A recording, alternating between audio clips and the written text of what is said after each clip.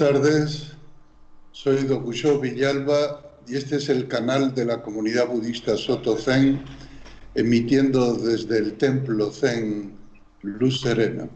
Esta tarde tenemos el encuentro con Antonio Castellón y su canal Mindfulness y Educación de Facebook. Emitimos al mismo tiempo.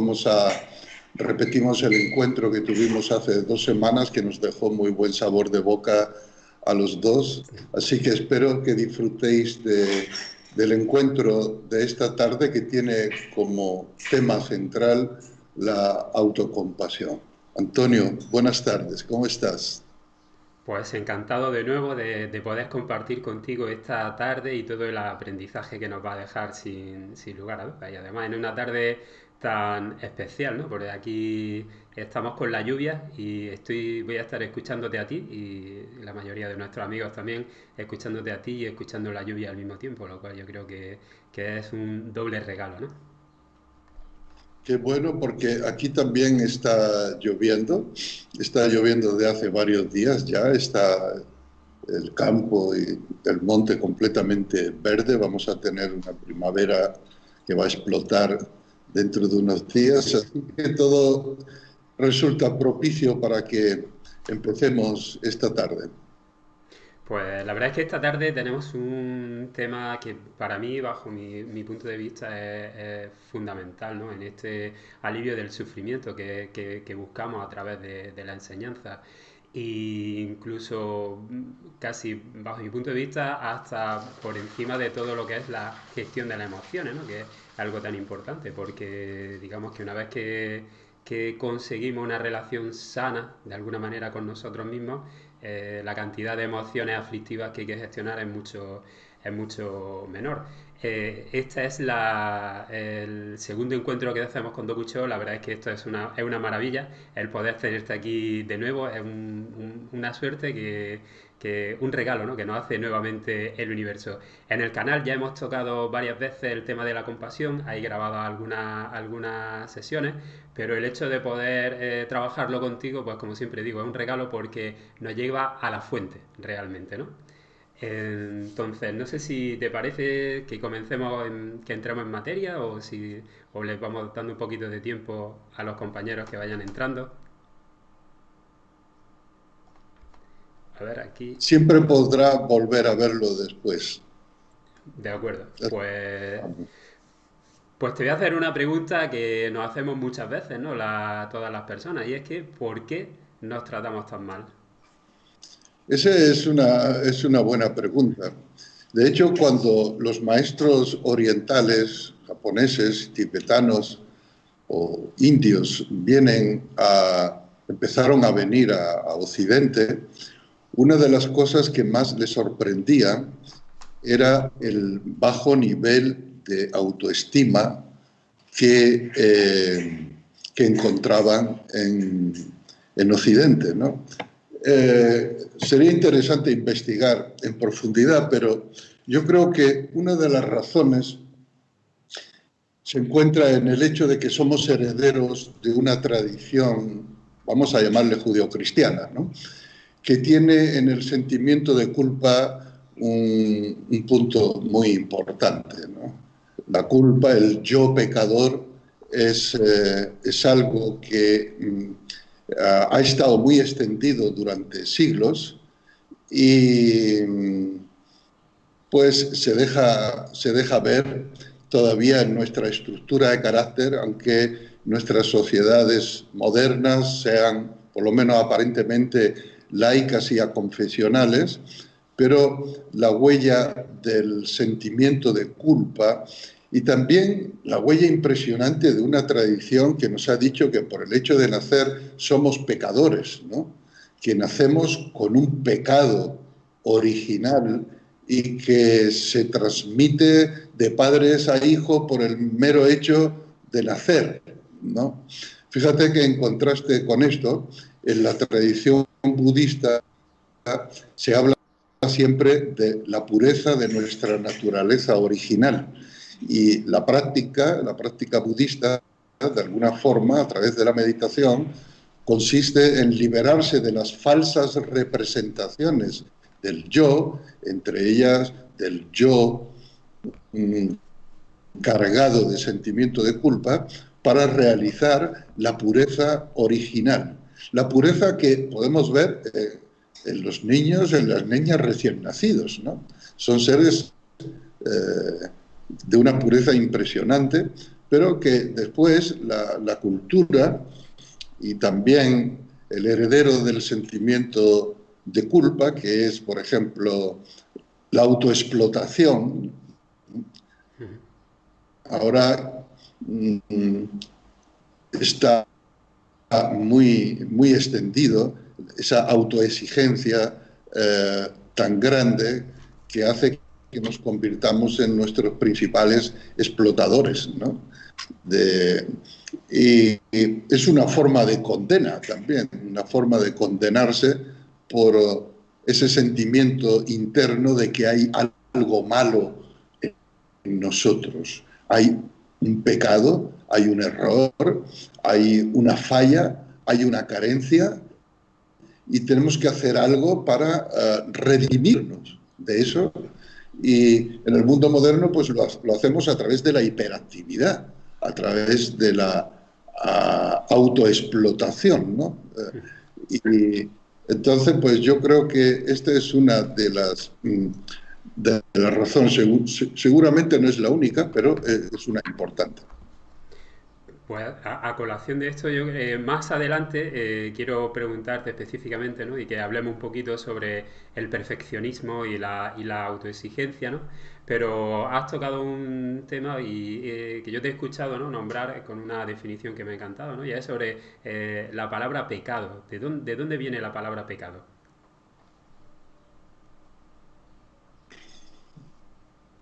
La palabra pecado viene del griego y era un término usado originalmente por los guerreros, por los tiradores de tiro con arco, y es la expresión que utilizaban cuando fallaban en el blanco. Entonces, literalmente es un error de tiro, un fallo de tiro. Entonces decía, pecado, ¿no? Es decir, el perfeccionismo, la neurosis perfeccionista, no nos permite aceptarnos con nuestros fallos, errores, con nuestra naturaleza imperfecta de seres humanos sometidos a muchas contingencias.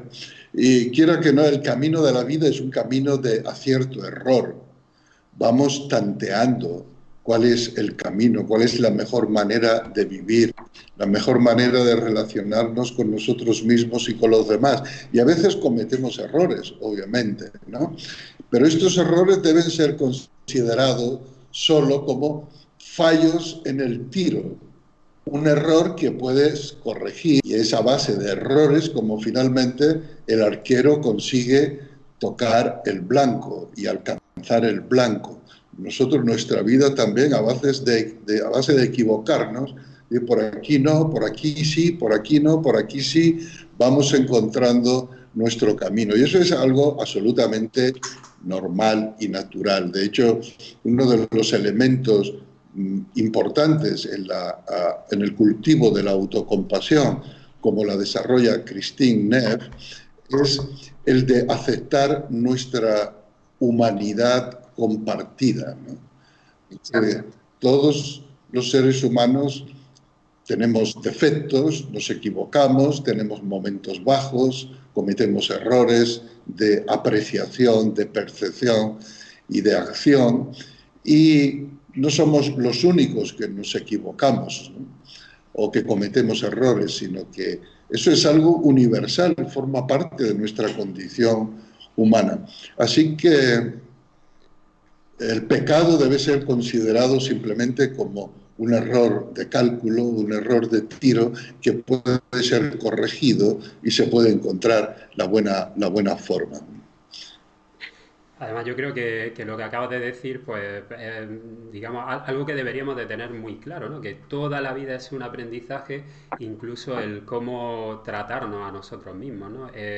Además, eso que acabas de citar, de la humanidad compartida como parte de la compasión, me parece también muy interesante en el sentido de que rompe la sensación de aislamiento que tenemos cuando nos sentimos mal. Pues y más en esta sociedad actual, ¿no? Tan, digamos, tan de escaparate, donde todo el mundo parece que está, incluso en este confinamiento que estamos viviendo, ¿no? Todo el mundo parece que se lo está pasando súper bien, todo el mundo parece que está haciendo miles de cosas, que lo está aprovechando a tope, con lo cual la persona que se siente un poco mal, con total razón, ¿no? Porque hay razones suficientes como para sentir un cierto nivel de estrés y de incertidumbre, se siente aislada, piensa que eso le está pasando solamente a ella, ¿no? Entonces esta concepción, ¿no? De la humanidad compartida, yo creo que no solamente trae el regalo de conocerte más, ¿no? Sino de darte cuenta de que eso que te está pasando a ti, en este momento le está pasando a cientos de miles o a millones de personas del mundo. Y ya por entrar un poquito más en materia, ¿qué sería entonces desde la perspectiva budista la compasión y la autocompasión especialmente?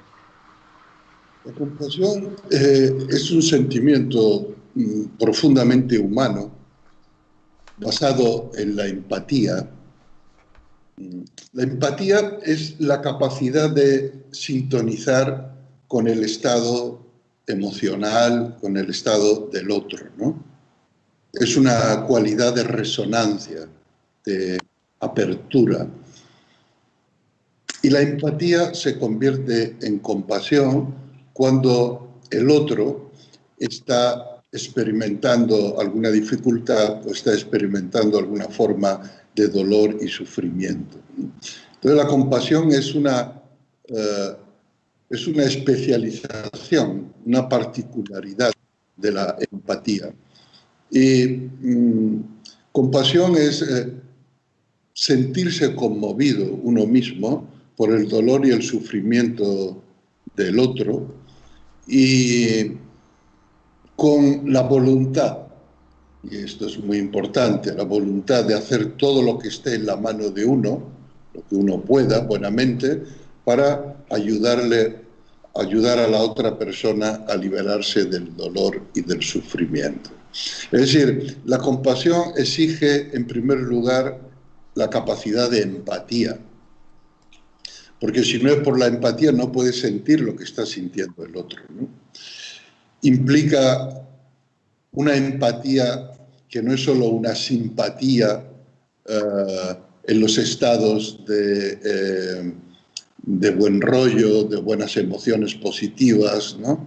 Porque hay personas que son muy empáticas en lo bueno, en lo que es fácil y agradable de vivir, pero cuando se ve confrontada con el dolor y el sufrimiento del otro, algunas personas tienen ahí un bloqueo y evitan tomar conciencia y darse cuenta del dolor y del sufrimiento del otro.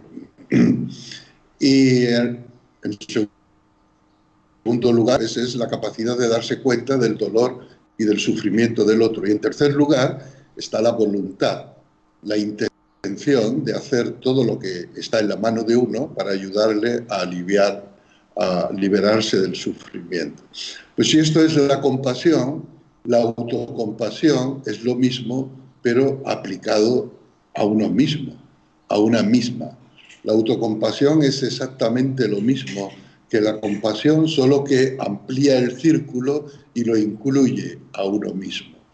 Por lo tanto, implica la autocompasión una capacidad de empatizar consigo mismo, de tener una relación empática, benevolente, amorosa con uno mismo, ¿no? Amable. Y en el momento en el que uno toma conciencia de que está experimentando una dificultad, un dolor, un sufrimiento, una pérdida, o bien que ha cometido un error, pues en vez de autojuzgarse implacablemente y criticarse y de alguna manera desearse algún de mal o de condena, pues es justo todo lo contrario. Es sentir compasión por la persona que somos, el momento difícil que estamos atravesando, el error que hemos cometido, el fallo, y tener la voluntad, la intención de hacer todo lo posible por ayudarse a uno mismo a salir de ese estado de tristeza o de zozobra.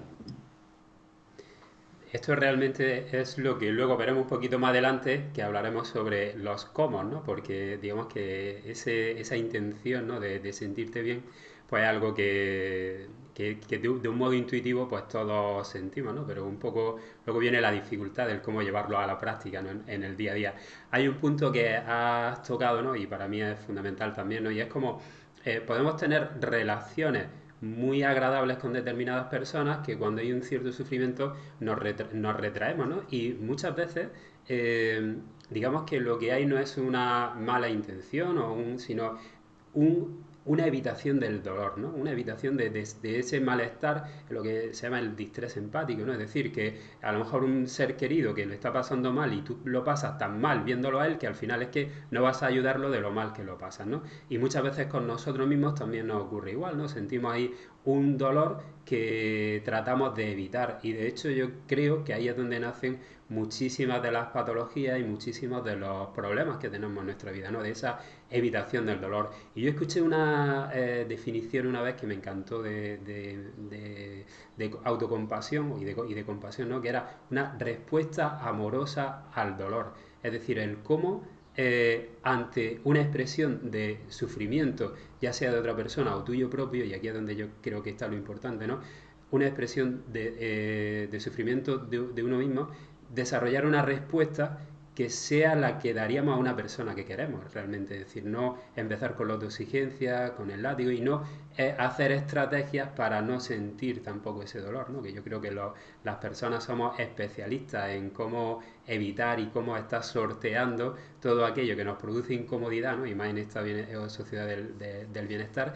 Yo creo que la autocompasión puede ser un camino, por eso en nuestro canal hemos citado también la palabra autoestima, aunque no es realmente muy acertada, ¿no? Pero sí se entiende, ¿no? Lo veo también como un camino hacia la autoestima entendida como una autoaceptación, una aceptación de ti mismo, una aceptación de tu condición humana, una aceptación de tu realidad, ¿no? De ser humano que, como bien has dicho antes, ¿no? Tienes que recorrer un camino de aprendizaje, ¿no? Entonces, en ese sentido, a mí me gusta plantear la autocompasión como un camino hacia la autoaceptación, la autoestima y la resiliencia también, ¿no? Porque una vez que ya le pierdes el miedo a ese dolor, tienes una fortaleza mucho mayor o tu umbral de sufrimiento realmente sube un montón. Sí, Antonio, estoy básicamente de acuerdo contigo, aunque en la definición que has dicho de autocompasión yo matizaría que puede ser una relación amorosa hacia la persona que sufre, no hacia el dolor en sí, porque tener una relación amorosa hacia el sufrimiento, hacia el Sí, dolor, sí, sí. se Ahí, refiere a la persona, al ser, también puede ser un animal, puede ser todos los seres sintientes que sufren. Y fíjate qué curioso, cómo estaremos tocados en nuestra cultura, que es la que conocemos, que hemos tenido que desarrollar técnicas de autoestima y de aceptación porque la educación que recibimos desde la infancia de alguna manera nos machaca de tal forma que nos destruye la autoestima, ¿no? Mientras que la autocompasión y la autoestima es un sentimiento básico del ser humano, que un ser humano que sea educado en el respeto a su dignidad en tanto que ser humano, pues naturalmente la autocompasión, la autoestima ni siquiera tendrían nombre porque vienen de fábrica puestas ya en la persona. Pero en nuestro caso, al haberla perdido en el camino, tenemos que recuperarla con prácticas, con un cultivo, con un volviendo a tomar contacto con nuestra naturaleza original. Aunque, bueno, también se producen muchas confusiones en ese camino, ¿no? Muchas personas confunden la autoestima con una estima egocéntrica exagerada, quizás para con la falta de autoestima, después se pasa al otro extremo, ¿no? Y de hecho, la autocompasión tiene muchas actitudes que parecen parecidas o que son autocompasión, pero no lo son, ¿no? Por ejemplo, la autocompasión no es un endulzante del dolor, no es algo para que el dolor no sea dolor, sino que una manera de, como tú has dicho, de evitarlo o de hacer lo que se llama un bypass, ¿no? Todo lo contrario. La compasión, las personas compasivas están mucho más vulnerables al dolor de los demás, son mucho más conscientes del dolor de los demás en toda su crudeza y por lo tanto la autocompasión también nos vuelve mucho más vulnerables al dolor. No es que dejemos de sentirlo o que lo pintemos de color de rosa, todo lo contrario, nos enfrentamos a él con una conciencia muchísimo más clara. Pues sí, yo coincido también y la verdad es que, bueno, inevitablemente, ¿no? Con toda tu enseñanza y sobre todo eso, pero me gusta el plantearlo, como ya he dicho, como que ese dolor, o sea, esa sensibilidad al dolor realmente termina haciéndote más fuerte. Es decir, yo pienso que las personas extremadamente compasivas no son las personas extremadamente sensibles o extremadamente, porque si no caemos en el sacrificio, ¿no? Y me gusta realmente que se vea como lo que entiendo que es una fortaleza, ¿no? De hecho, las grandes personas, si pensamos en la Madre Teresa, en Nelson Mandela, en todos estos líderes, el propio Dalai Lama, ¿no? Es decir, son personas extremadamente abiertas al dolor y a resolverlo. Entonces, digamos que pierdes ese miedo, ¿no? A sufrir y por eso te metes, te enfangas un poco más y tienes un umbral de resistencia, yo creo, cuando trabajas la autocompasión muchísimo mayor.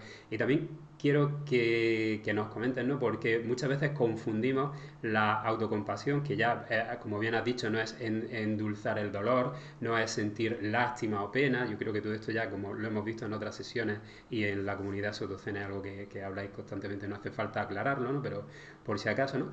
Y entender que la compasión no es solamente un trato amoroso, como yo decía antes, o cariñoso, sino que también puede haber una compasión dura y exigente, porque realmente el objetivo de la compasión es aliviar tu propio sufrimiento, el sufrimiento de los demás, y eso en un momento dado puede exigir un abrazo y en otro momento dado puede exigir ser muchísimo más estricto, ¿no? O tener otra actitud mucho más dura, ¿no? Por así decirlo.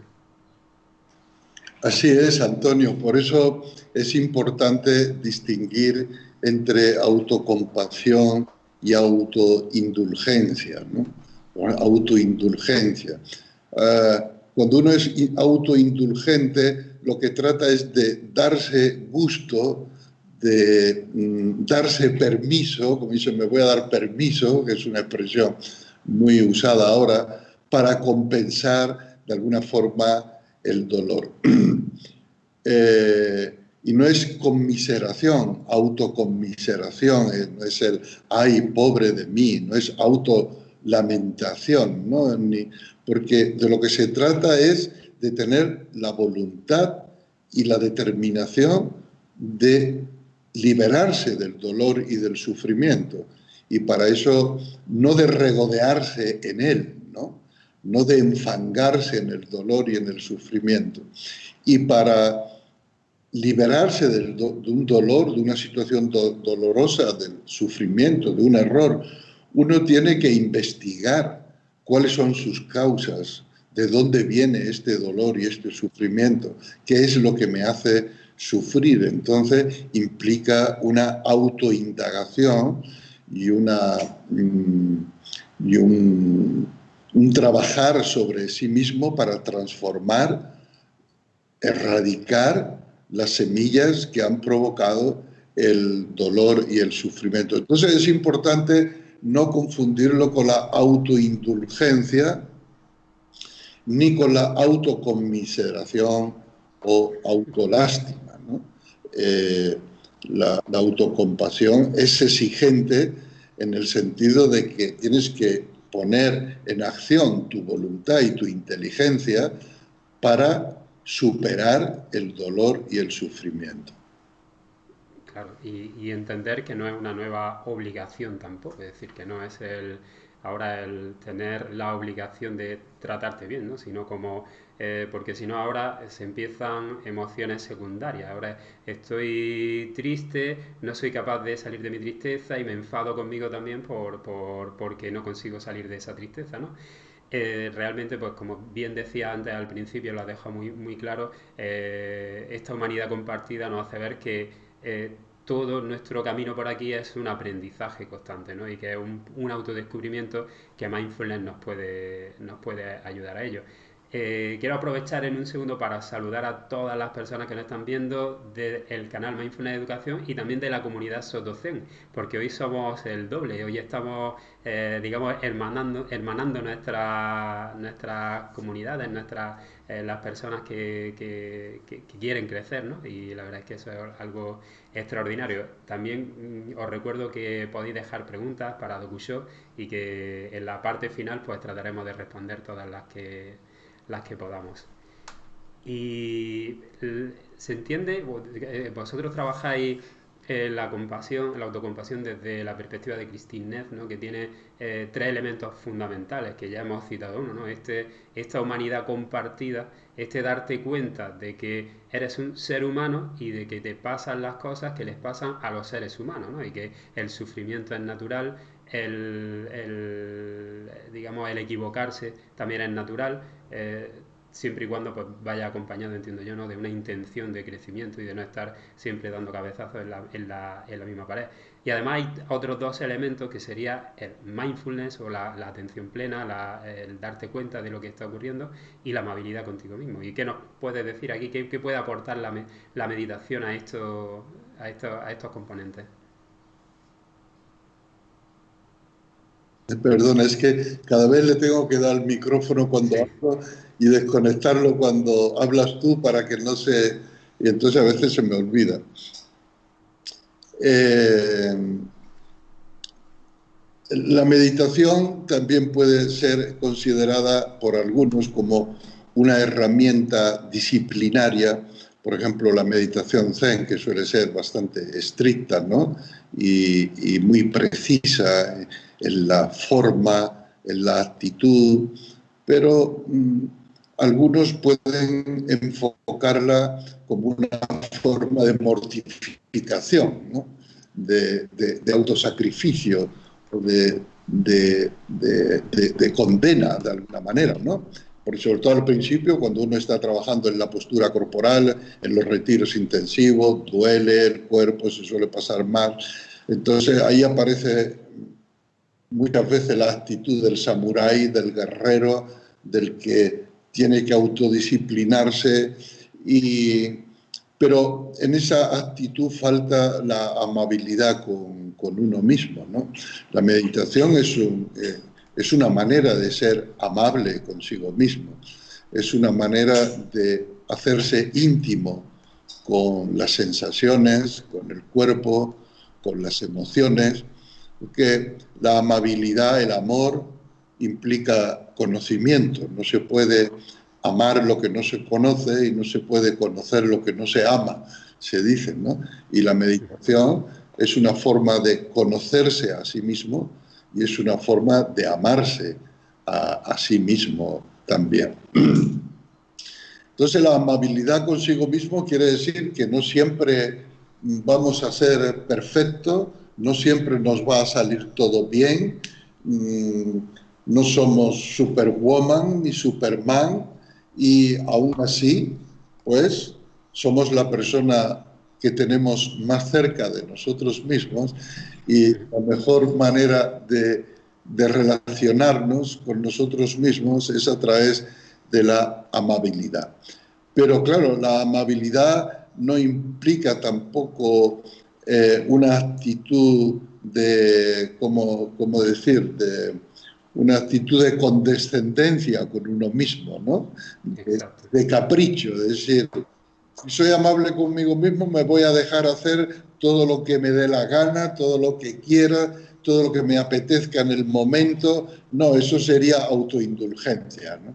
Eso no es autocompasión. Como tú has dicho antes, la amabilidad a veces tiene que ir acompañada de precisión, de asertividad, tiene que ir de eficacia, como una madre o un padre que educa a sus hijos con un amor básico, pero ese amor no le impide decir no cuando hay que decir no, no le impide decir es la hora de ir a la cama cuando es la hora de ir a la cama, y no le impide una educación, ¿no?, y una formación del carácter.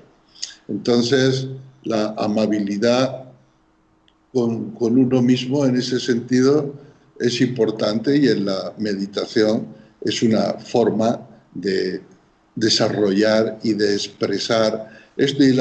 Con respecto a la atención plena, con respecto a las emociones, es un factor que Christine Neff también lo dice, que es lo que nos ayuda a tener una idea más clara de nuestras emociones y a tener un enfoque equilibrado de nuestras emociones negativas y de nuestro dolor y de nuestro sufrimiento.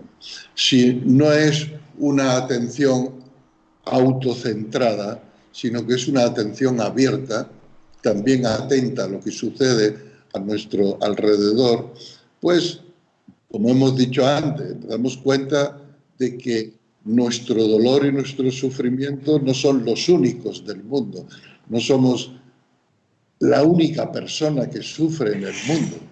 Entonces, cuando practicamos una atención plena, abierta a nuestro entorno, por ejemplo, ahora que estamos en confinamiento, y seguramente eso está generando perturbaciones, está generando molestias en muchas personas, sobre todo si son familias numerosas viviendo en casas, en habitaciones, en apartamentos pequeños, pues es el reconocer que no solo uno lo está pasando mal, sino que los otros también. Hay mucha gente que lo está pasando mal. Entonces la atención plena nos permite una cierta ecuanimidad y nos permite relativizar nuestras emociones y no absolutizarlas ni ponerlas en el centro del universo, ¿no? Y además hay una perspectiva que a mí me llama mucho la atención, ¿no? Y es la diferencia que hay de visión del sufrimiento en Oriente y en Occidente, ¿no? En Oriente se ve como algo natural, es decir, como algo que es consustancial, como ya hemos dicho, al ser humano y a la vida, y que en unas ocasiones pues la vida irá por un camino y en otras por otro, ¿no? Y tenemos que desarrollar esa capacidad de aceptación y de ver la transitoriedad de todos los eventos. Mientras que en Occidente lo vemos más como un fallo de sistema, es decir, todo tiene que estar perfecto, y cuando hay un dolor, cuando hay un problema, entonces rápidamente hay que solucionarlo, no debe estar porque digamos que es anormal, ¿no? Entonces yo creo que eso genera un sufrimiento extra, ¿no? En primer lugar, el dolor original, más la sensación de tener mala suerte, de que eso te está pasando a ti, que no te debería de pasar, etcétera, ¿no? Y me gustaría conocer, tú que eres muy conocedor, ¿no?, de Oriente, que has vivido en Japón, etcétera, ¿cómo se ve eso? Eh, en Occidente, hasta la muerte es considerada como un fallo del sistema hospitalario, un fallo de la medicina, un fallo de... Cuando la muerte es lo más natural y está siempre asociado a la vida. La vida es la principal causa de muerte en el mundo. El nacimiento es la principal causa de muerte en el mundo. Si la gente no naciera, no nos moriríamos. Esto es una verdad de perogrullo, pero se nos olvida. Y es así. En el momento que nacemos empezamos a morir, por ejemplo. En nuestra cultura moderna occidental, aparte del complejo de culpa, o a lo mejor como reacción al complejo del culpa y al complejo del yo pecador, nos hemos convertido en una cultura hedonista, una cultura que busca el placer por el placer, las sensaciones agradables, las experiencias placenteras, y perseguimos de alguna forma el bienestar y el placer de una forma compulsiva, y esto nos está haciendo ser muy poco tolerantes con las experiencias de dolor y de sufrimiento. Experiencias de dolor y sufrimiento que son inherentes a la existencia. Por supuesto que hay muchas formas de dolor y de sufrimiento, por ejemplo, el provocado por la injusticia, que habría que suprimirla suprimiendo la injusticia, ¿no? Pero hay otras formas de sufrimiento y de dolor que son inherentes a la vida, que va a ser muy difícil que ni la medicina del futuro, ni la del presente, ni ningún tipo de filosofía ni de religión nos hagan no sentirlas, ¿no? Por ejemplo, está el dolor asociado al envejecimiento, a la pérdida de facultades, a la pérdida de motricidad, a la pérdida de sensorialidad, a la pérdida de inteligencia, a la pérdida de memoria. Eso, en muchos casos, mayormente es inevitable y todos vamos a pasar por ahí en un grado o en otro. Así como es inevitable el dolor, el sufrimiento provocado por las pérdidas. Las pérdidas, la vida, digamos, nuestra historia, nuestra biografía, es la historia de nuestras pérdidas. Si no fuera por lo que hemos ido perdiendo en el camino, no seríamos la persona que somos ahora. Y sin embargo, existe una gran intolerancia a la tristeza provocada por la pérdida.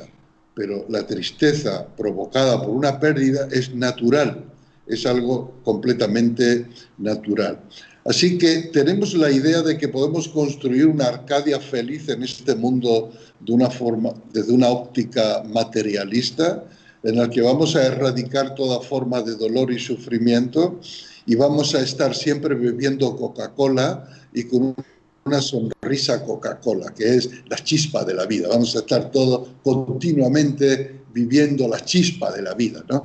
Eso es un sueño narcisista y adolescente que nos vende la sociedad de consumo, pero debajo del brillo y del oropel de los anuncios multimillonarios pagados por las multinacionales, sigue estando la miseria natural del ser humano, nuestra vulnerabilidad, nuestra mortandad, o sea, nuestra, ¿cómo se dice? Mortalidad, nuestra condición de seres mortales, ¿no? Así que yo creo que las culturas tradicionales, las culturas preindustriales, nuestros tatarabuelos, tenían una mayor tolerancia al dolor, a la dificultad y una mayor capacidad de aceptarlo como algo que forma parte de la vida, lo cual no nos sucede a nosotros por desgracia. Sí, además yo creo que esta situación que estamos viviendo, ¿no? Ahora de encierro de alguna manera, ¿no? Por lo menos para mí, uno de los regalos que me está trayendo es como esa vuelta, le decía el otro día a un amigo, a la vida de pueblo, ¿no? Digo, estoy disfrutando, digo, tengo la misma sensación de felicidad de siempre haciendo el 80% de cosas menos que estaba haciendo antes, ¿no? Luego, la felicidad no estaba en lo que estaba haciendo, en ese ajetreo, en todo esa satisfacción inmediata que estamos teniendo constantemente, ¿no? Además que yo creo que nuestro sistema de recompensa con la dopamina, ¿no? Nos está haciendo que constantemente estemos con esa recompensa a través de la comida, a través del sexo, a través de relaciones, a través de intensidad, a través de tal, ¿no? Y que constantemente estemos como en un estado elevado de satisfacción, pero que no deja de ser una anestesia, ¿no? Porque todo eso tapa una gran parte o bien de las frustraciones que hay delante, perdón, que hay debajo, o cuanto menos te hace muchas veces, algo que yo estoy descubriendo, esto será ya por los años, ¿no? El perder oportunidades de crecimiento como persona, de desarrollo de, vamos a llamarles virtudes de alguna manera, ¿no? De realmente, porque y es lo que yo creo que está ocurriendo, ¿no? Con muchas personas que terminan siendo ahora mismo, yo los reconozco como adolescentes de 50 años, ¿no? Y es por un continuar en esa rueda de satisfacción diaria que es agradable, pero no te permite un desarrollo, ¿no? Digamos que esta necesidad de estar siempre bien te hace evitar situaciones que son desafíos y que te hacen crecer como persona. Así lo siento yo también. A mí me gusta mucho el enfoque de Claudio Naranjo cuando habla del drama existencial básico de todos nosotros, que es el sentimiento de separatividad, el sentimiento que da lugar a un sentimiento de carencia y que él llama el vacío óntico, ¿no? El vacío óntico es la desconexión con el ser real que somos. A partir de ahí es como si ya estuviéramos tronchados desde el principio. Y ese sentimiento de separatividad, de carencia, produce un dolor tan intenso, una angustia existencial tan fuerte que nos pasamos la vida buscando gratificaciones sustitutorias, buscando gratificaciones externas que nos anestesien de ese dolor, de ese dolor interno y profundo. Por eso la autocompasión implica un espíritu valiente, requiere un espíritu valiente para ir hasta el corazón de las causas del dolor y del sufrimiento, para mirar de frente el dolor y el sufrimiento del otro y también el propio, en vez de proyectarse hacia afuera buscando gratificaciones sustitutorias continuamente que a la larga nos dejan mucho más insatisfechos y frustrados. Por eso, por ejemplo, para nosotros la meditación Zen es un dejarse caer en sí.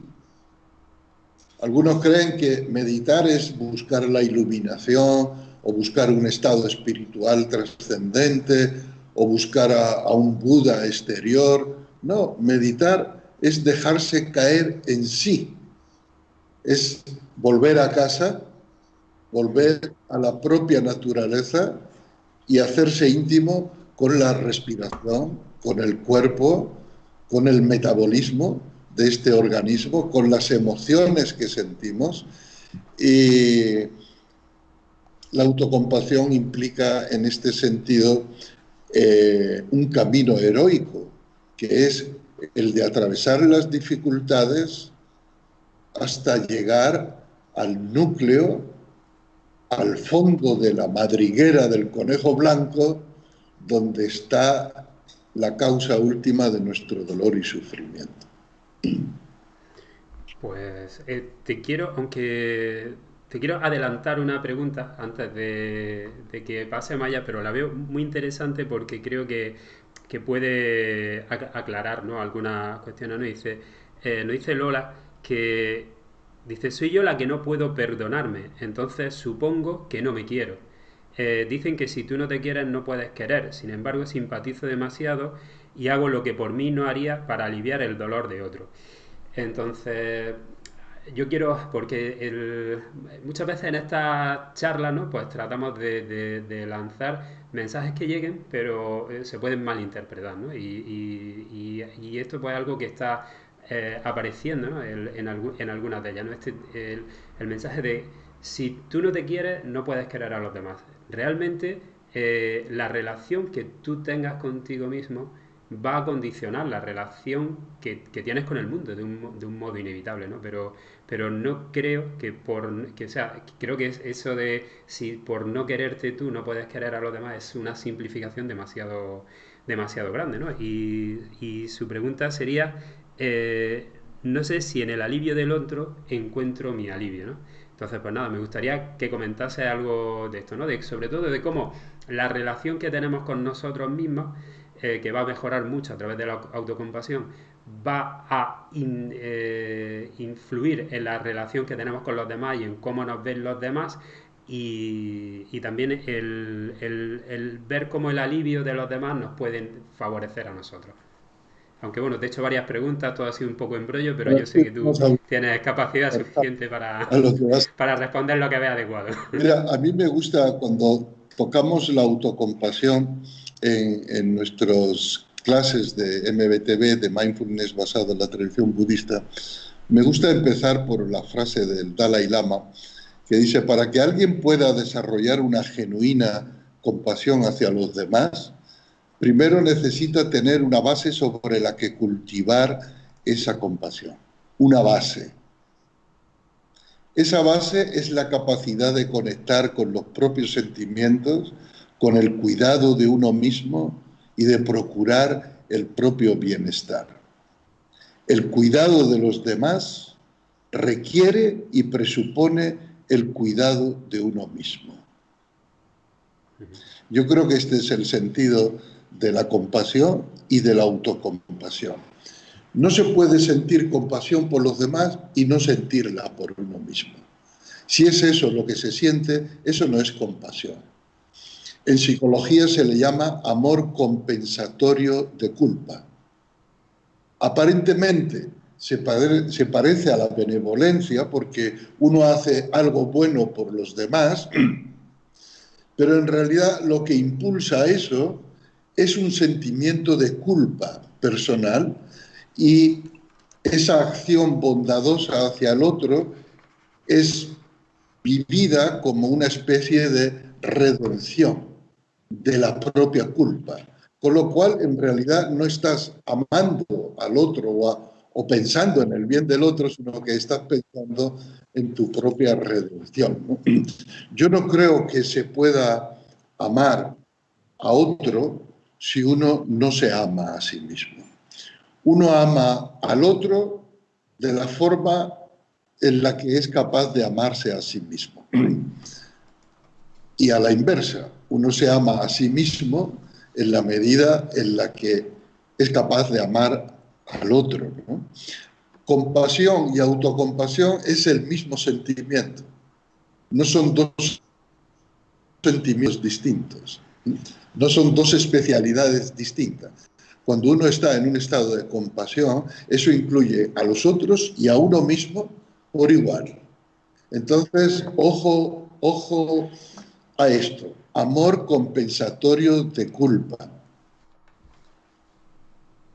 Una acción aparentemente bondadosa, buscando el beneficio del otro, pero en realidad es una válvula de escape para el sentimiento de culpa, para el yo pecador, para el yo imperfecto que uno se cree ser.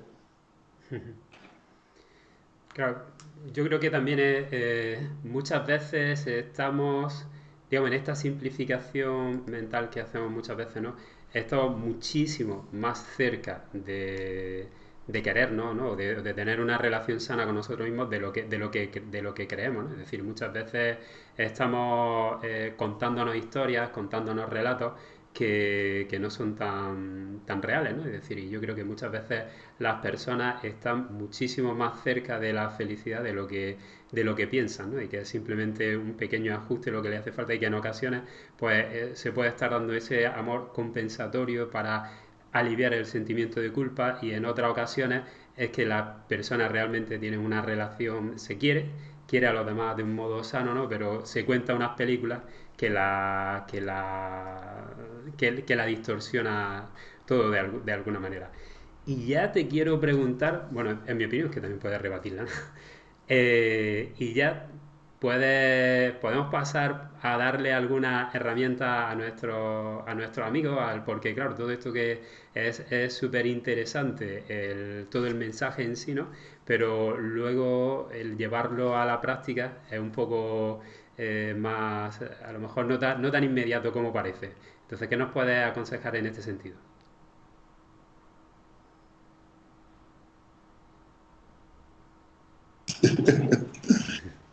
Yo no sé si conoces el ejercicio de cómo tratas a tu mejor amigo.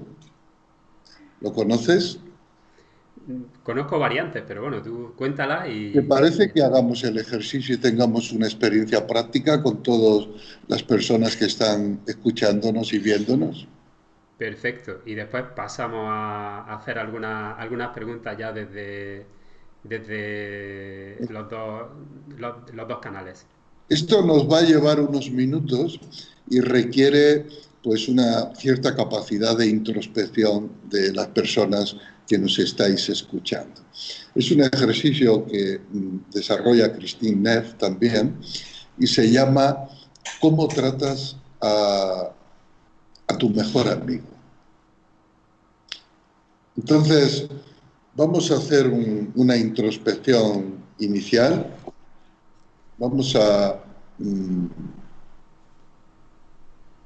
llevar la atención a la respiración, al cuerpo respirando, en una postura relajada, pero al mismo tiempo no demasiado relajada.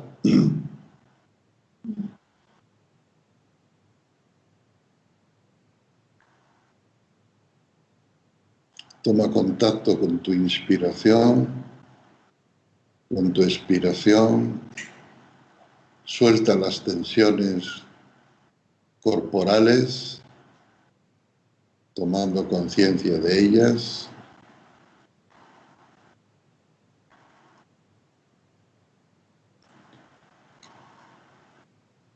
Y procura centrarte ahora en mis palabras para ir creando en tu fuero interno la situación. Piensa en un amigo, en una amiga tuya, un buen amigo, una buena amiga, cercano, que lo está pasando mal.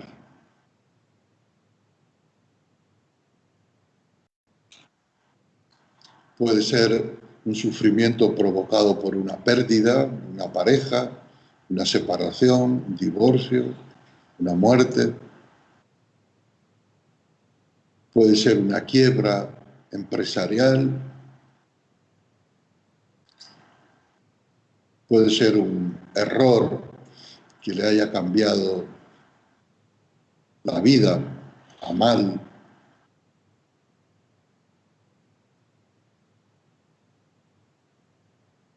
Sea cual sea la razón, el hecho es de que tu amigo, tu amiga, lo está pasando realmente mal y se halla en un pozo de desesperanza,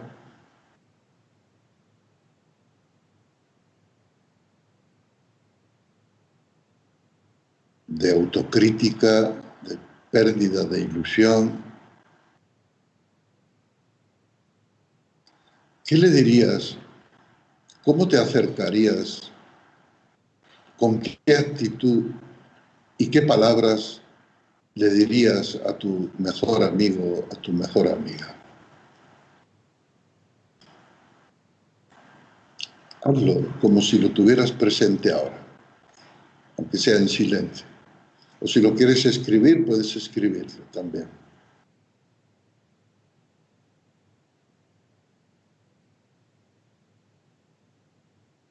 ¿En qué tono?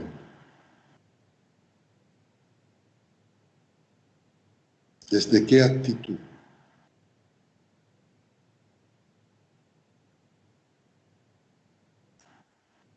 ¿Qué tipo de palabras? Hazlo como si estuviera pasando. Ponte en situación.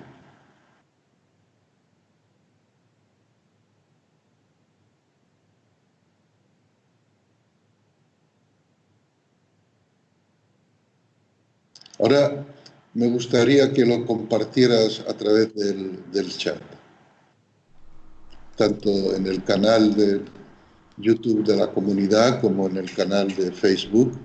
Ujú. Podéis escribir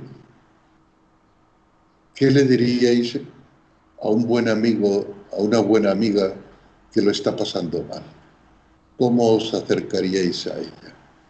¿Qué palabras?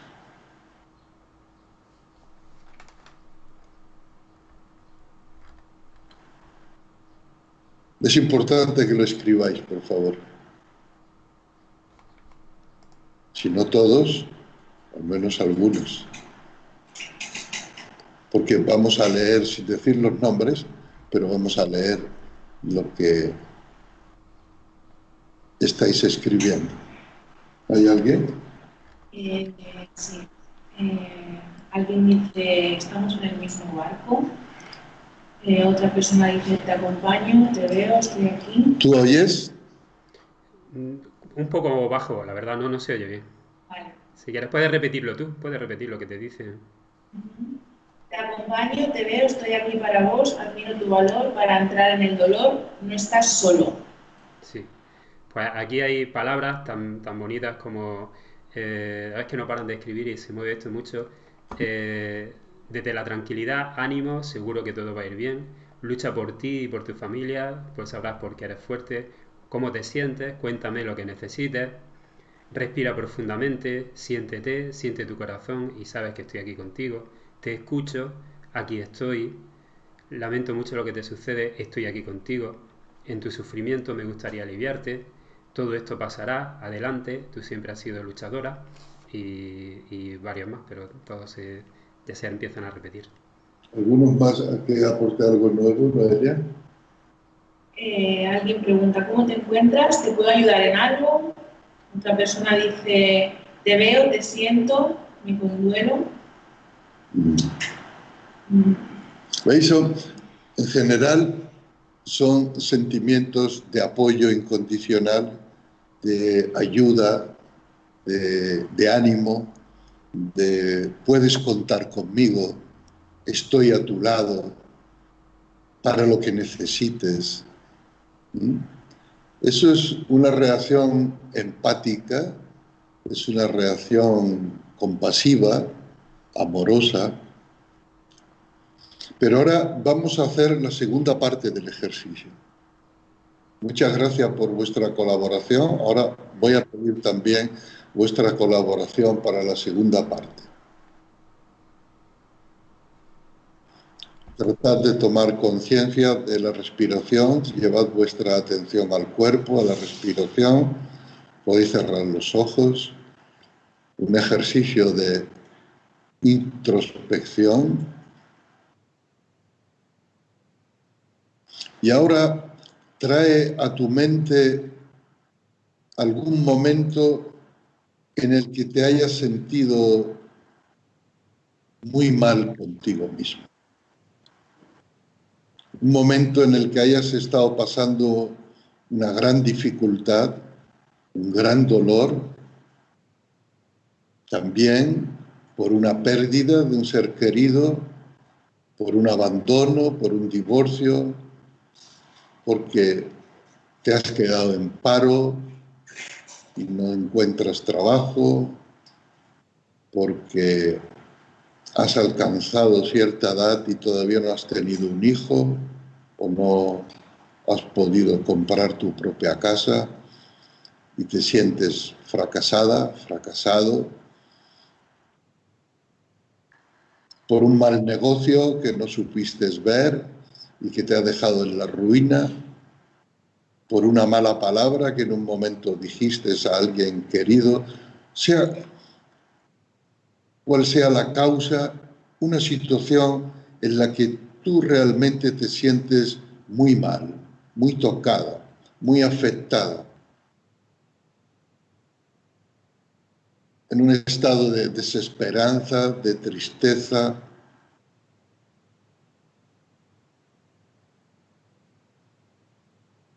¿Qué te dices a ti mismo, a ti misma en esos momentos? ¿Cómo te hablas a ti misma, a ti mismo en esos momentos? Hazlo ahora, como si eso estuviera pasando. Hazlo.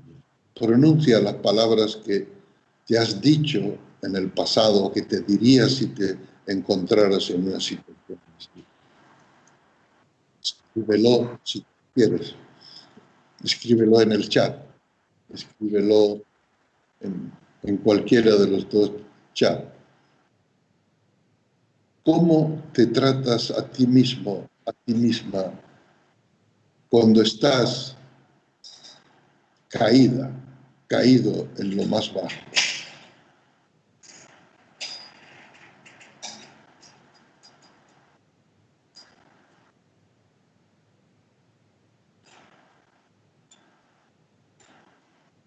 Va llegando algunas respuestas.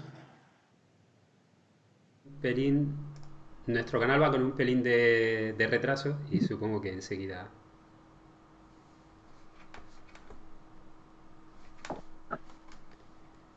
empiezan a llegar. No puedes con esto, no eres capaz de salir de aquí, no puedo. Desde el enfado siempre te pasa lo mismo, siempre te pasa igual. El reproche, Reproche, lo he hecho mal, porque no he podido con esto, no encuentro salida, siempre lo hago mal. la Con dureza, autocrítica, todo lo hago mal, se generaliza. fatalismo, Y si no puedo, duda, duda. lo Son- siento, perdona, te amo, gracias por ser así. Este va en otro sentido. Ah, bueno. Respira, todo va a salir bien. Y Adolfo dice, ahora me diría palabras diferentes, pero antes me decía que ya le he vuelto a cagar, que he vuelto a fracasar, que no consigo resultados y que no valgo. ¿Por qué a mí Dios no existe? ¿Que he hecho mal? Amo tu esencia, que en este pozo estoy en un pozo sin salida y no soy capaz. Me dolió la traición, la falsedad de las personas, necesitaba el silencio. Lo siento, no quería hacerte daño. Vuelvo a tropezar, creo en mi fortaleza interior. Pero ten en cuenta que aquí ya hay personas, igual que en tu chat, pues que llevan un trabajo interior también. ¿Qué pasa? ¿Por qué me pasa esto? Con rabia. Pero eso es verdad lo que dicen, porque muchos de los que están siguiéndonos por nuestro canal ya han hecho este trabajo y este ejercicio antes. Y la gente también que está contigo, pues ya ha trabajado estos temas. Pero cuando se hace así con un público general, incluso aquí también han salido algunos, Claro, lo que más llama la atención de este ejercicio es de la forma tan diferente que tratamos a los demás, cómo estamos dispuestos a escuchar a los demás, a nuestro mejor amigo, a apoyarle, a hacerle sentir que estamos ahí para él, en lo que necesite, y paradójicamente la dificultad que encontramos para apoyarnos a nosotros mismos, para amarnos incondicionalmente, ¿no? Para sostenernos cuando caemos.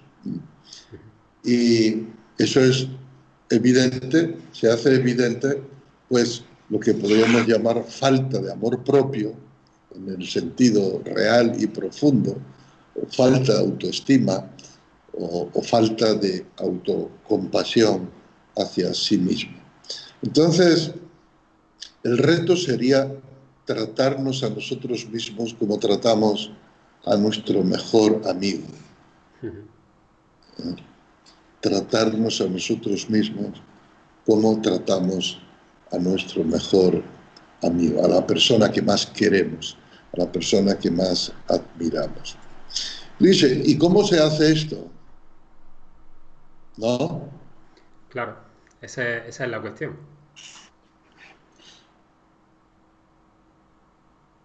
¿Tú cómo lo haces? Pues trabajo en dos sentidos. En el día a día trato de tomar conciencia de todo ese diálogo negativo y también de detectar las cosas que me dan miedo, que trato de evitar y de lanzarme a hacerlas de alguna manera, lo que entiendo que son miedos irracionales, ¿no? Y en ese camino hay un crecimiento personal, ¿no? Que poco a poco me va haciendo ver toda esa fortaleza interior y al mismo tiempo toda la fantasía que hay, pues cada vez que empiezo a tratarme de un modo dañino, ¿no? Y por otro camino, y el otro camino, pues la práctica de determinadas meditaciones, pues, de ejercicios similares a estos, ¿no? Que te dan mucha luz, ¿no? Mucha conciencia de cómo tenemos un comportamiento totalmente loco. Es decir, no tiene sentido que tengamos soluciones para los demás y veneno para nosotros, de alguna manera, ¿no? Entonces yo ya empiezo a ver todo este juego mental. Pero básicamente cultivando esta compasión a través de meditaciones y también en el día a día, con esa introspección, ahora porque estamos hablando de la compasión, pero también tratando de dar, ¿no? Es decir, de practicar ese alivio del sufrimiento, aunque sea forzado, porque luego viene, digamos, el- la naturalidad en el ir haciéndolo. Está bien.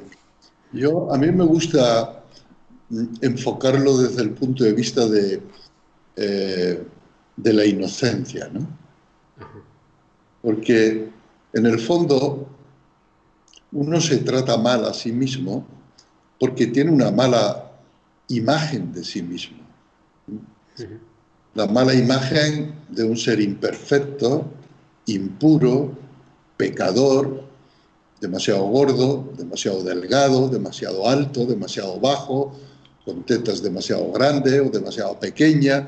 Uno siempre se mira o hay una tendencia a mirarse a sí mismo de una manera, descubrir las imperfecciones, pero lo que en el fondo hay, desde mi punto de vista, sigue siendo el yo pecador. El yo pecador.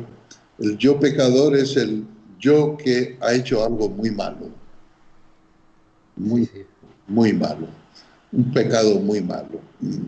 Entonces, estamos como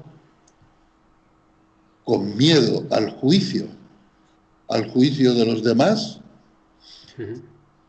también con miedo al juicio final, como se dice en la religión cristiana, ¿no? Que habrá un juicio final, al final de los tiempos, en el que todos los seres humanos que han vivido a lo largo de todas las eras serán juzgados y serán separados, según dicen, los pecadores de los no pecadores. A mí me gusta en el curso de milagro que leí y hice hace mucho tiempo y que encuentro que tiene valor en muchas cosas, un párrafo que decía, ¿habrá juicio final? Preguntaba, ¿no? ¿Habrá un juicio final? Y la respuesta era, habrá un juicio final.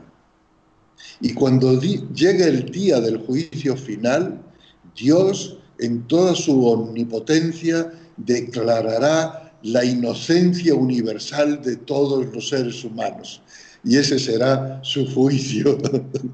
Es su juicio último, ¿no? El que ya no habrá... Liberación, la liberación de todo pecado, ¿no?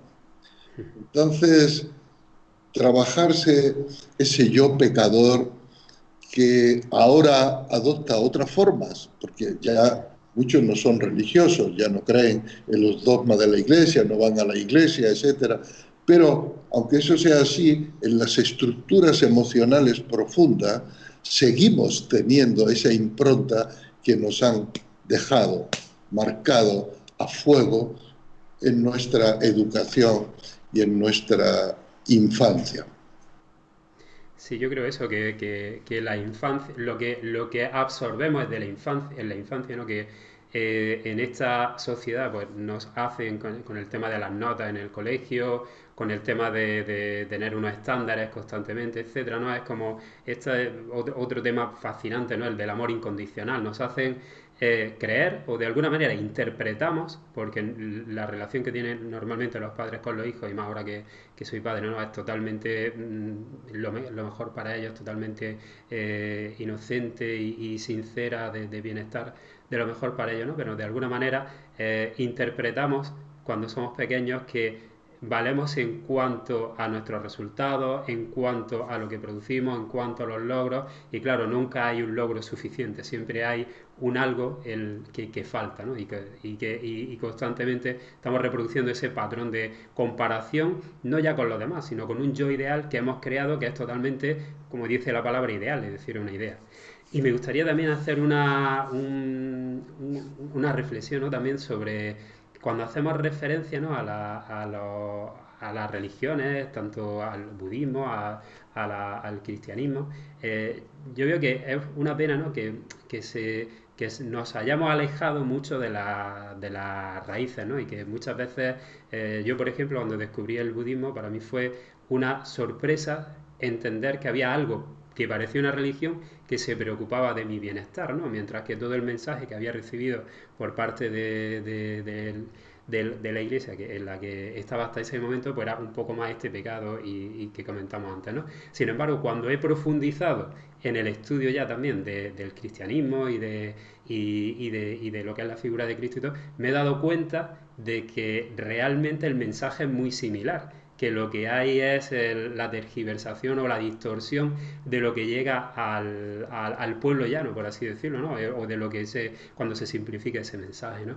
Y de igual manera me encantó una conversación que tuve también con otro maestro budista, ¿no? Que me decía, dice, pero es que en el Tíbet no te creas que es muy diferente, es decir, los campesinos, etcétera, pues muchos de ellos también viven en base a una serie de dogmas, etcétera, ¿no? Que no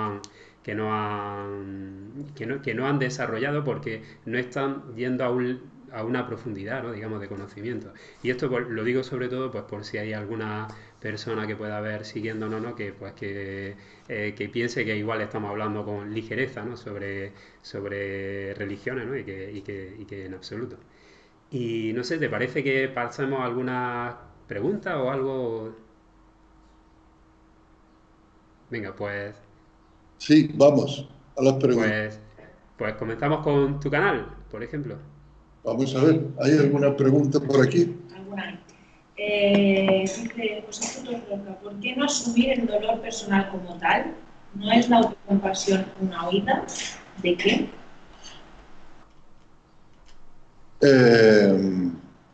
Asumir el dolor. ¿Qué significa asumir el dolor? Significa dejarse sufrir sin más. ¿Hay algún ser vivo que haga eso? Todo ser vivo, todo ser sensible, sintiente, busca un estado de equilibrio, de homeostasis, de liberación del malestar, del distrés. Eso va grabado en nuestros genes.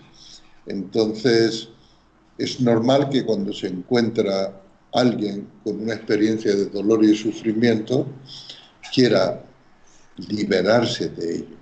Ahora, querer liberarse de ello no implica que uno se va a liberar solo porque quiera, sino hay que comprender. Primero hay que aceptar que el dolor está ahí, que el dolor existe, es real, se está sintiendo, sin minimizarlo, tampoco sin magnificarlo, aceptándolo tal y como está y después preguntándose algo tan sencillo. ¿Cuál es la causa de este dolor? ¿Cuáles son las circunstancias y las causas que hacen que yo esté experimentando este dolor? Y a través de la investigación de las causas y poniendo los remedios adecuados, uno puede liberarse del dolor y del sufrimiento. Eso lo estamos haciendo continuamente en nuestra vida cotidiana, aunque no nos demos cuenta. Por ejemplo, estamos sentados en el sofá viendo una película en casa, al cabo de media hora se nos duerme una pierna y sin darnos cuenta hacemos así, nos movemos y cambiamos de pierna. ¿Por qué? ¿Por qué no nos quedamos ahí con el dolor de la pierna dormida?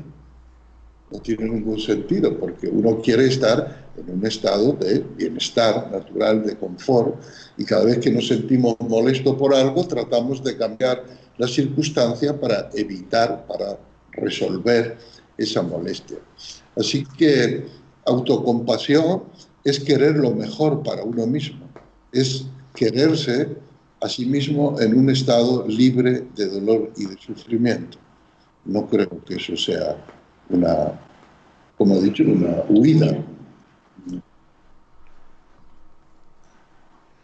Ahora, Pues por ahí, por aquí, mira, pues voy a pasar la de Marisa, que en realidad representa muchas otras, ¿no? Que van en el sentido de que a veces con la compasión, yo entiendo que la confundimos un poquito con el sacrificio, ¿no? Entonces, cuando empatizas con el dolor ajeno, quieres ayudar a alguien cercano y eso se convierte en algo negativo para ti. Te sientes mal si dejas de ayudar. ¿Deberíamos seguir o ser autocompasivos con nosotros también? la compasión y la autocompasión son exactamente lo mismo. No son dos sentimientos que van en dos direcciones distintas. Ayudar a otro no tiene por qué implicar necesariamente el propio sufrimiento. Y si eso es así, pues uno debería negociar consigo mismo, sobre todo, ¿no?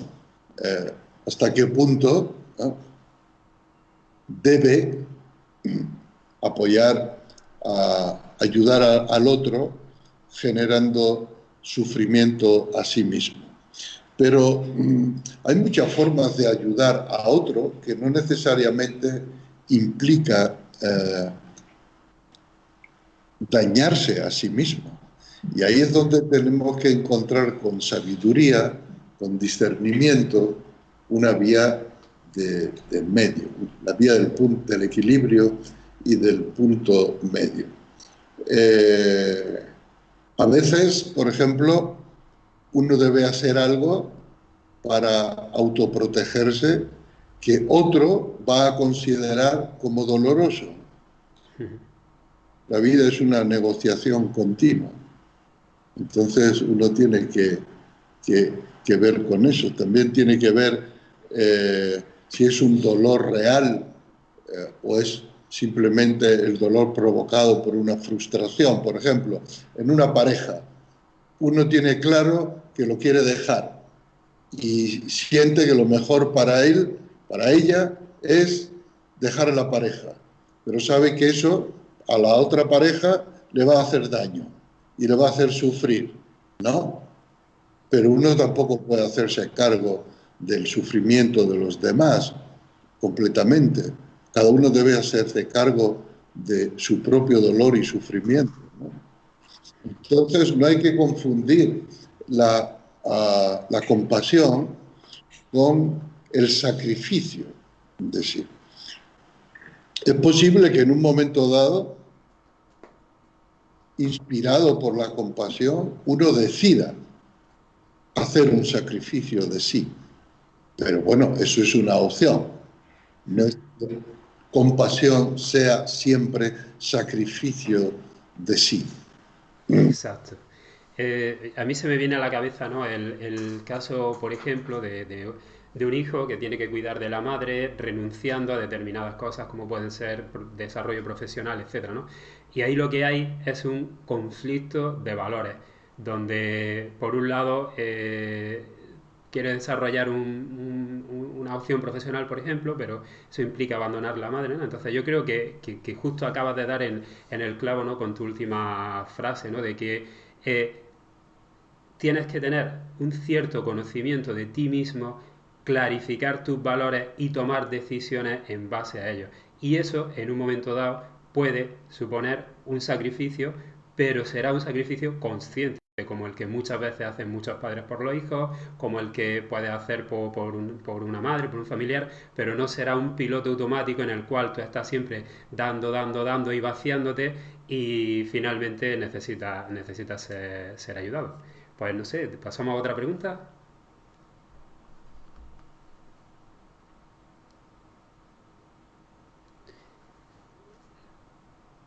¿De tu canal o del mío?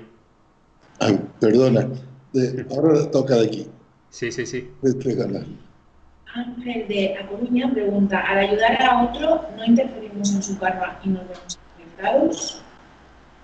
Al ayudar a otro, no interferimos en su karma y nos vemos afectados. Es decir, nuestra vida es una interferencia continua de todos los karmas. Vivir es interferir en los karmas unos de otros. Nuestros padres han interferido en nuestros karmas. Nuestros profesores, la gente que nos han hecho bien, han interferido en nuestros karmas, afortunadamente. ¿Sí? Entonces, no hay que tener miedo de tener una buena influencia en la vida de los demás, si es positiva. Ahora, lo que compasión no quiere decir de ninguna manera es que uno tenga que asumir la vida del otro.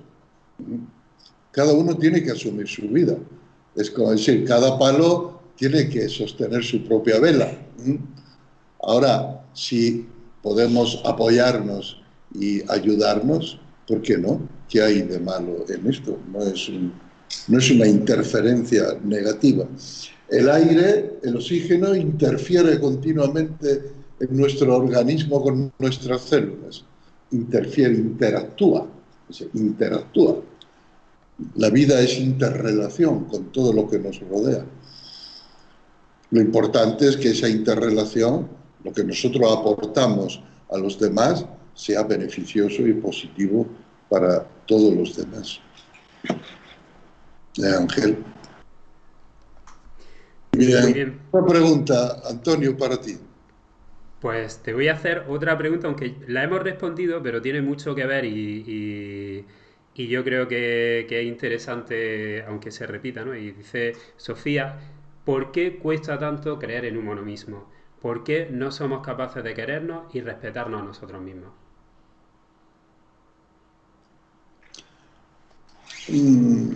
Cada caso es distinto, ¿verdad?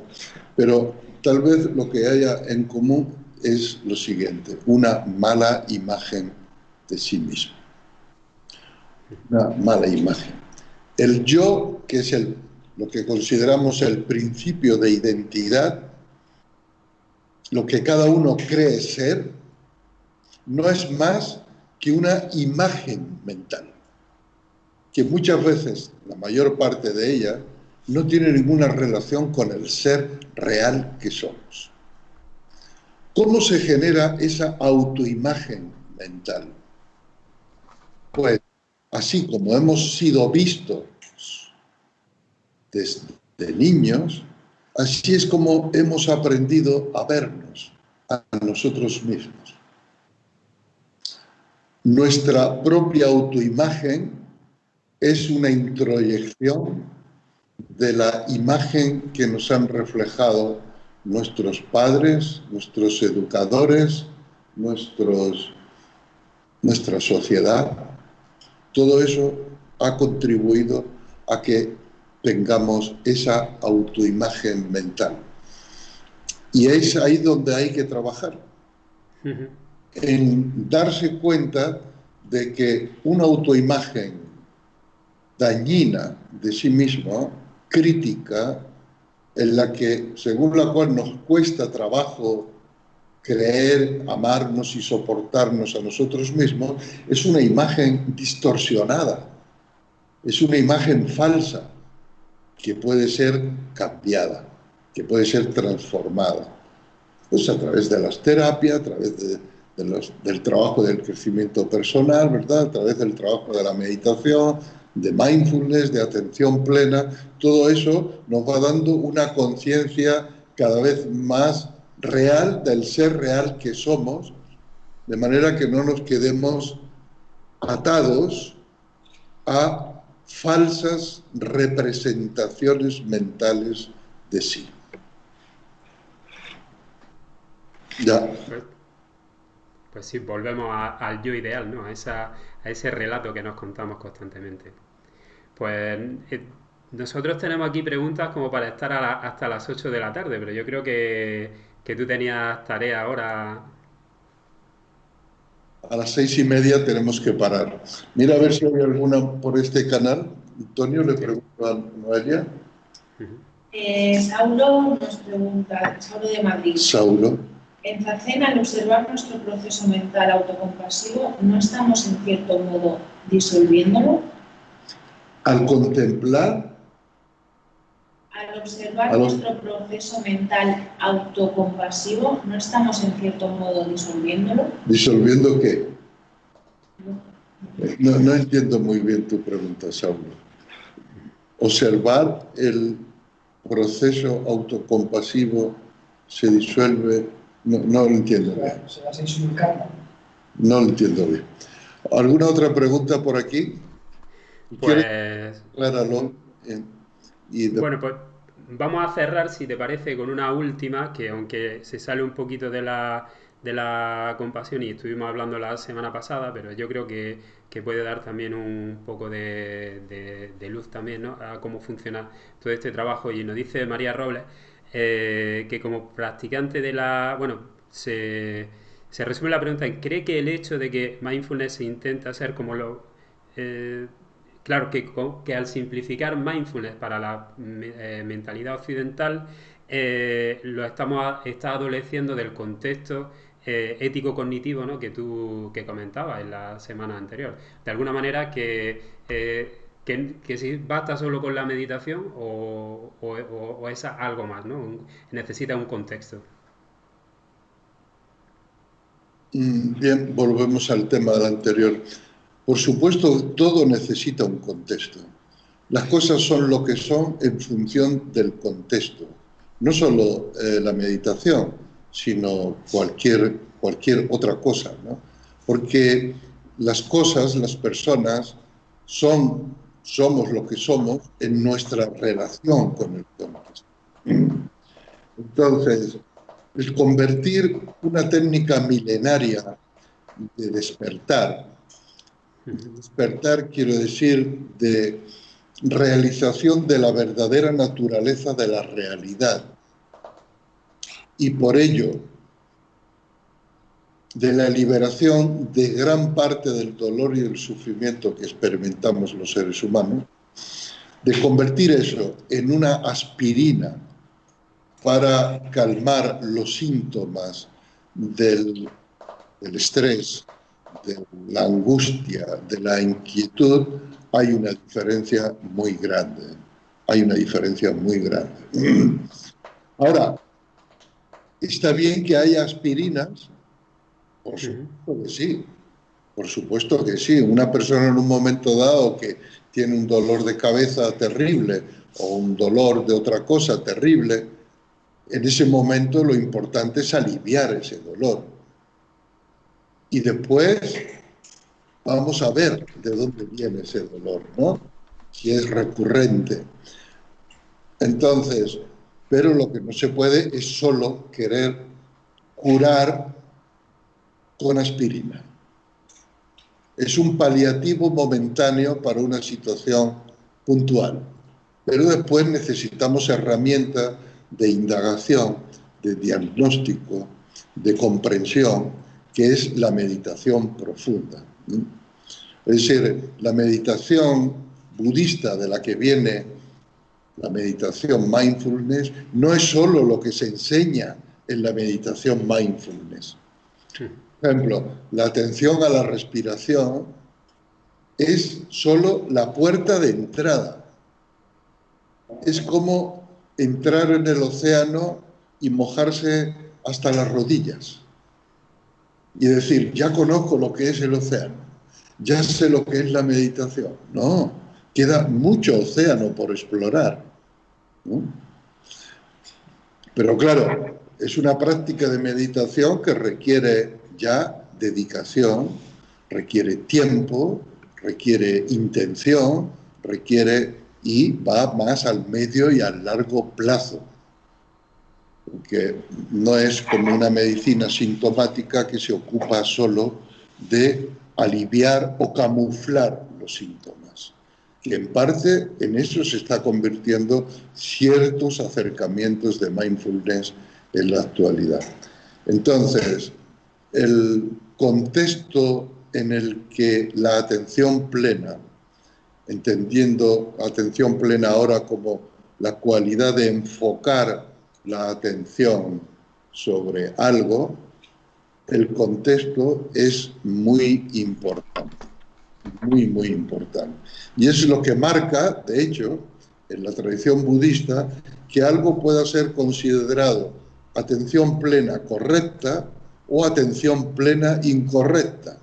Que la tradición budista existe la conciencia de la atención plena incorrecta, ya missati, mientras que la atención plena correcta es sammasati, es la que es practicada y aplicada en el seno del contexto ético cognitivo adecuado.